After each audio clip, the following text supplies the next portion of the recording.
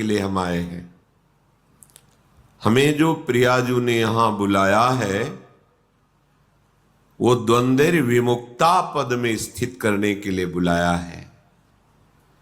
अगर हम लाभ में सुखी होते हैं, हानि में दुखी, मान में सुखी, अपमान में दुखी, तो यही तो अविद्या है, यही अज्ञान है। अगर इससे निवृत्त करने का अपने मन में दृढ़ निश्चय हम कर लें तो हमें प्रियाजू ने पूरा का पूरा संविधान परम पद में आरूढ़ करने वाला प्रदान कर दिया है। ये जो हमें संयोग मिला है ये महासुख के लिए है। बड़ी बड़ी सिद्धियां भी माया का नाटक ही हैं। एकमात्र सच्चिदानंद प्रभु में स्थित हो जाना ये महासुख स्वरूप है, यही परम विश्राम है। अविद्या के कारण हमें अनुभव में ये बात नहीं आती। जैसे धूल भरी आंधी हो तो वस्तु का सही दिखना असंभव हो जाता है, ऐसे काम क्रोध लोभ मोह मद मत्सर की ऐसी आंधी चल रही है अविद्या जनित कि हमें सही वस्तु का अनुभव करना बड़ा कठिन पड़ रहा है।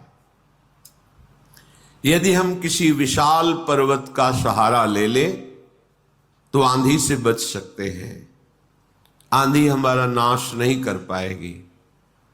वो विशाल पर्वत की तरह भगवत प्रेमी महात्माओं के चरणों का आश्रय और उनके वचनों के अनुसार चलना, फिर ये कामादि दोषों की आंधी आपको उड़ा नहीं पाएगी, नष्ट नहीं कर पाएगी।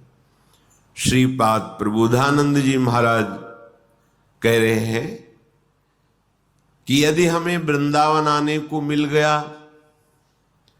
वृंदावन वासी का संग मिल गया, श्यामा श्याम की उपासना का परिचय मिल गया, ये बड़ी दुर्लभ बात है। तो परिहासे प्यन्या प्रिय कथन मूकोति बधिरा परेशाम दोषानुश्रुति मनु बिलोकेन्ध नयनः शिलावन्निश्चेष्टः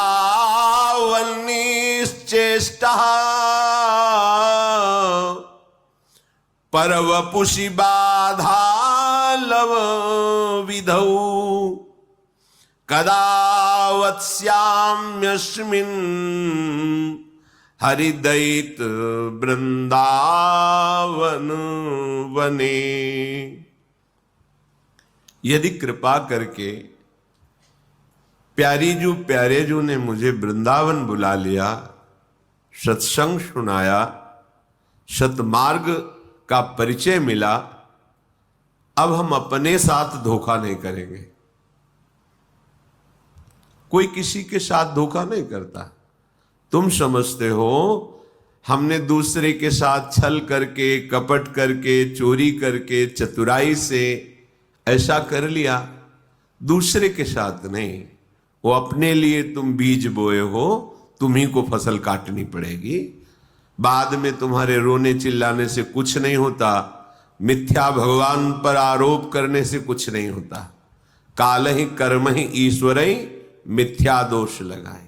अभी तो बड़े बुद्धिमान बनते हो, अपनी बुद्धि का प्रयोग दूसरों के धन अपहरण में, दूसरों के सुखों का नाश करने में, छल कपट में, माइक वृत्तियों में, और जब इसका परिणाम आता है तब आप ईश्वर को दोष देते हैं, तब किसी दूसरे को दोष दे। हम तो बड़े सुखी होते यदि हमारा अमुक ऐसा न कर देता। तो कोई अमुक नहीं है, वो तुम्हारा कर्म ही है, दूसरा कोई नहीं।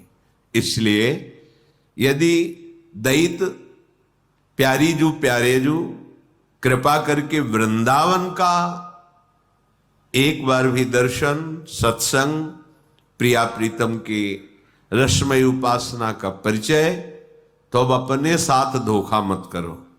क्या करो? परिहासे प्यन्या प्रिय कथन मूकोति बधिरा। तुम परिहास में भी किसी का अमंगल करने की सोच बंद कर दो, तुम्हारा कभी अमंगल नहीं होगा। दूसरों का तुम अहित करते हो, दुख देते हो, और तुम सुखी होना चाहते हो, असंभव। ये अज्ञान की वृत्ति हटा दो। परिहासे भी, मजाक में भी किसी को दुख मत दो, मजाक में भी किसी को ऐसे कटु वचन मत कहो जो उसके हृदय को छू जाए, हृदय को दुख पहुंचा दे। और यदि तुम्हारा कोई अपमान करके कड़वी बात कहे तो बोले बधिरा, बहरे बन जाओ, सुनो ही मती, नहीं सुनना। जैसे कोई पागल आदमी हमें गाली दे, अपनी कुचेष्टाएं हमारे ऊपर करे, तो हमें ये रहता है पागल है। ऐसे ही त्रिगुणात्मिका माया के द्वारा जिनके ज्ञान का अपहरण कर लिया गया है, सतमार्ग के पथिक की वो अवहेलना करें, निंदा करें, दोष दृष्टि करके, दोष निकाल करके उनको प्रकाशित करें, वर्णन करें, कोई फर्क नहीं पड़ना चाहिए, क्योंकि वो बेचारे पागल हैं। त्रिगुणात्मिका माया अविद्या के द्वारा उनकी बुद्धि मलिन कर दी गई है।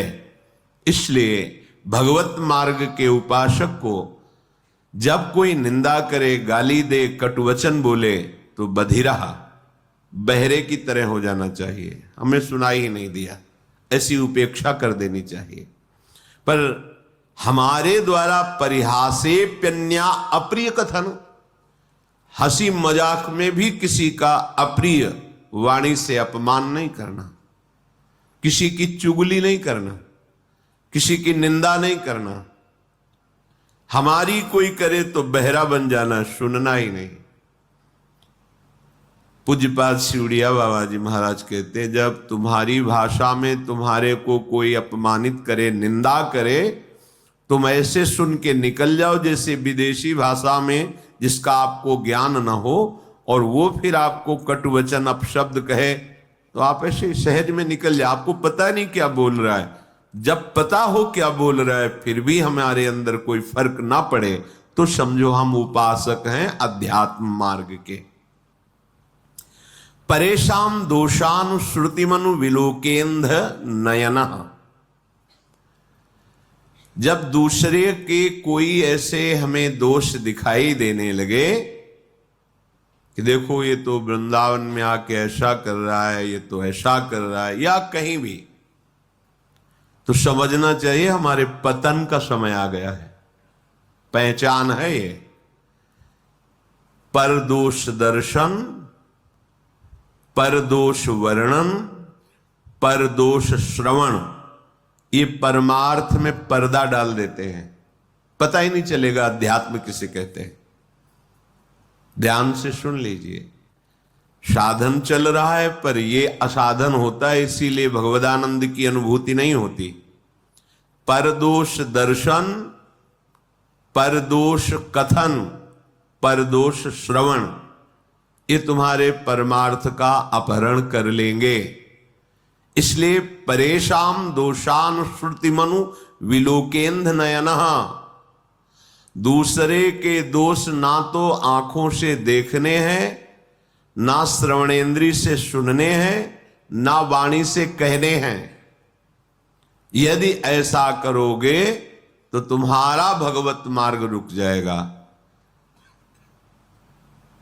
भजन करने से जो भगवदानंद की अनुभूति होती है, वो ऐसे उपासक को बिल्कुल नहीं अनुभूति होने देगा। ये बात छिद्रान्वेषण जिसे कहते हैं, परदोष दर्शन, पर चर्चा, दूसरे के दोषों का कथन, पर दोष श्रवण, दूसरे की निंदा को सुनना। हम भगवत मार्ग के पथिक हैं, हमें बिल्कुल सावधान रहना है। ये बात जहां होने लगे, जो व्यक्ति करने लगे, जोर से बोलो राधा राधा और चल दो, उससे तुम्हारा मंगल नहीं होने वाला। उस व्यक्ति से जो परदोष दर्शन करता है, परदोष वर्णन करता है, परदोष श्रवण करता है। श्रीपाद कह रहे हैं शीलावन्निश्चेष्टा परवपुषी बाधा लव विधौ। जब तुम्हें कोई कष्ट पहुंचावे तो पत्थर सरीखे हृदय के हो जाओ, कठोर हृदय, सह जाओ चुपचाप। जैसे पत्थर में चोट पहुंचावे तो कोई फर्क नहीं पड़ता, ऐसे ही तुम्हारे ऊपर कोई फर्क नहीं पड़ना चाहिए। ये भगवत प्राप्ति के लिए सहनशीलता अनिवार्य है। तो कोई भी हमें पीट के चला जाए, हम सह जाएं, ऐसे तो बहुत अत्याचार बढ़ जाएगा। नहीं, ऐसे तो कोई हमें पीट के ही चला जाएगा, नहीं।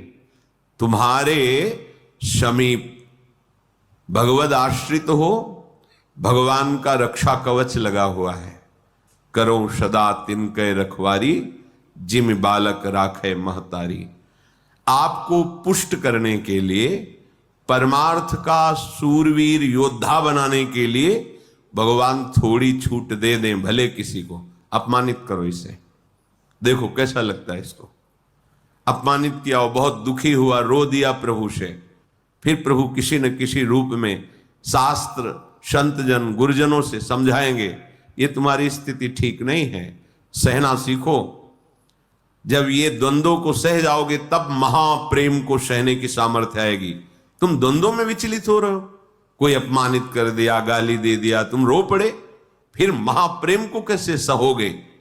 वो प्रभु तुम्हें समर्थ बनाने के लिए भले किसी को प्रेरणा कर दे, अन्यथा कोई ऐसा पैदा नहीं हुआ कि भक्त का बाल बांका कर सके। वो हाथ उसी समय नष्ट हो जाएगा जिस समय भगवान के जन की तरफ वो अन्य भाव से हाथ उठाएगा। अपमान भावना से राम रोष पावक सो जरई, जो अपराध भक्त कर करे। हमें चाहिए सहनशीलता। अगर कोई हमें कटुवचन कह रहा है, कोई पीड़ा पहुंचा रहा है, चुपचाप सह जाओ। ये भगवान आपको मजबूत करना चाहते हैं, प्रेम मार्ग का शूरवीर योद्धा बनाना चाहते हैं। तुम्हारे हृदय में ऐसी सामर्थ्य दे, सच्ची मानिए। नहीं तो बड़े बड़े महापुरुषों को इतनी सामर्थ्य है उनमें, भगवान अधीन है और उनको भी कोई पीट दे, कष्ट दे दे, ये खुद विधान बनाते हैं। श्री माधोदास बाबा जी समुद्र के किनारे पर्णकुटी में दरवाजे की तरफ पीठ करके, कुटिया की तरफ मुख करके कि कोई भजन में विक्षेप ना पहुंचाए, ऐसे बैठते थे। छोटी सी झोपड़ी थी, तो दरवाजे की तरफ पीठ है और पीछे की तरफ ऐसे मुख किए, निरंतर भजन में। 2-2, 3-3 दिन हो जाते, भोजन के लिए भी नहीं जाते। श्री भगवान करुणा करके स्वयं जगन्नाथ जी अपने भोग की थाल लेकर आए। बाबा, ये जगन्नाथ जी का प्रसाद है, प्रभु ने भेजा है, पालो। हाँ, रख दो, हमारा भजन पूरा होगा, हम उठेंगे, प्रसाद पालेंगे, थाल यहीं धो के रख देंगे, तुम ले जाना। अच्छा बाबा, रख के चले गए। समय हुआ भजन पूरा, तो देखा है तो स्वर्ण की थाल, भगवत प्रसाद, आनंदित होकर पाया और समुद्र में मार्जन करके थाल रख दी। अब वहां थाल गायब हो गई भोग की। किसी ने बताया, हमने देखा समुद्र किनारे पर्णकुटी में वो थाल धुली हुई रखी, माधवदास बाबा क्या। भगवत पार्षद जन आए, तुमने थाल चुराई, पिटाई की? कुछ नहीं बोले। जब भगवान ने भोग प्रसाद दिया तो जैसे उसमें आनंद, ऐसे भगवान के पार्षद धक्का मुक्की करके पिटाई करे, उसमें आनंद। किसने के? उनको ये समझ नहीं है कि ऐसे एकांतिक गर्भगृह से भोग की थाल भला बाबा के, और अगर ले जाते तो सब बाहरी तो बैठे थे ध्यानस्थ कि भगवान भोग आरोग रहे, पार्षद बैठे हुए चिंतन कर रहे, पर वहां प्रभु पिटाई करवाना चाहते थे। नहीं, किसी की ताकत है कोई छूले भक्त को, क्यों करवाना चाहते? अपने भक्त को मान रहित, देह भाव रहित, हृदय में ऐसा महान पुष्ट भगवत प्रसाद पा रहे हैं, भगवत पार्षदों से पिटाई दोनों समान। इसीलिए भक्तजनों के साथ कभी कभी ऐसे बर्ताव हो जाते हैं तो उनको ये नहीं सोचना चाहिए कि कहाँ गए भगवान, रक्षा क्यों नहीं की। वो चाह रहे हैं तुम इतने सहनशील बनो, तुम इतने महान हृदय वाले बनो। तो हमें तो पीड़ा हो रही है और हम महान हृदय वाले बने, हमारा तो अपमान करा दिया, फिर तुम शरणागत किसके हुए, समर्पण तुम्हारा किसका हुआ। ये शरीर जड़ है,